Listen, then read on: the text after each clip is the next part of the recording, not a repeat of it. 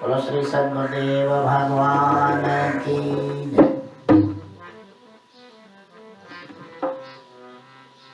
बोलो जगतगुरु श्री चंद्र भगवान की।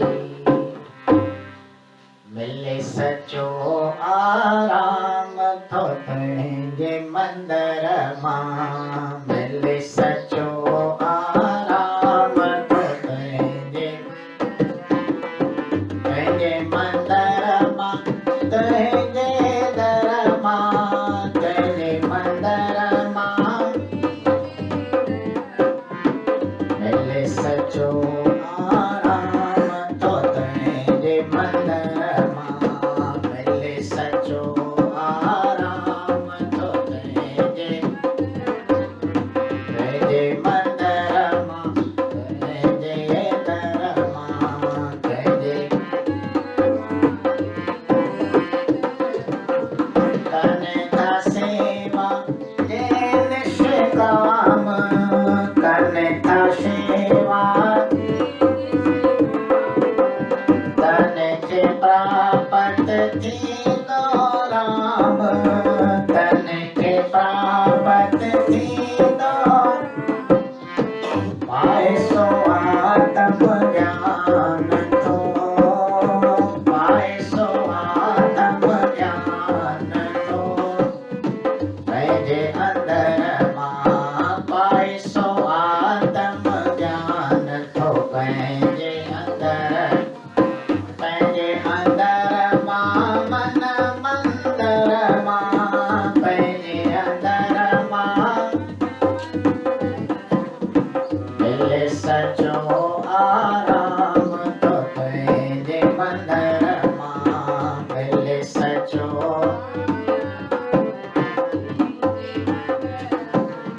तुझे मंदिर मां। तुझे दर मां तुझे मंदिर मां।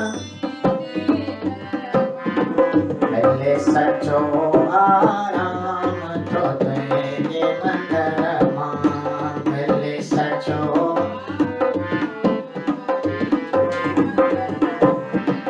नेम रखी जो करे तो सेवा। नेम रखी जो तनखे मिलंदा मिठड़ा मेवा। तनखे मिलंदा नेम रखी जो करे तो सेवा।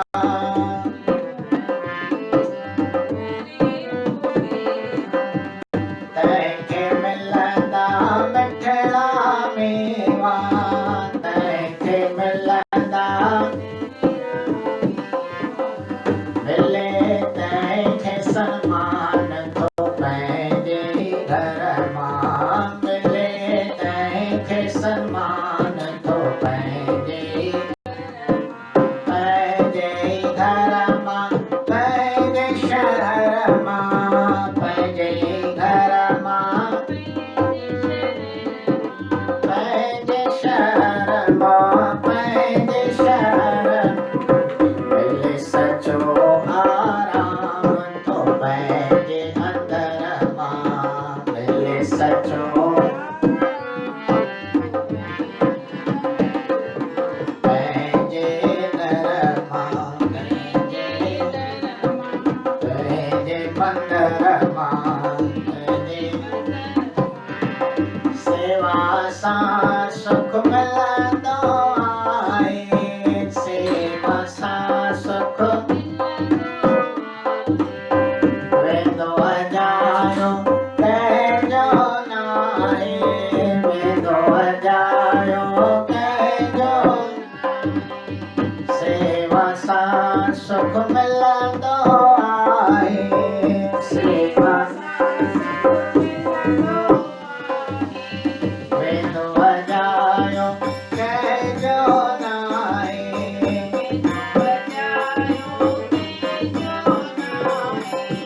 तारे उदासी जहान थो। तारे उदासी तारे उदासी जहान थो। थो भव सागर मां तारे दासी जहान थो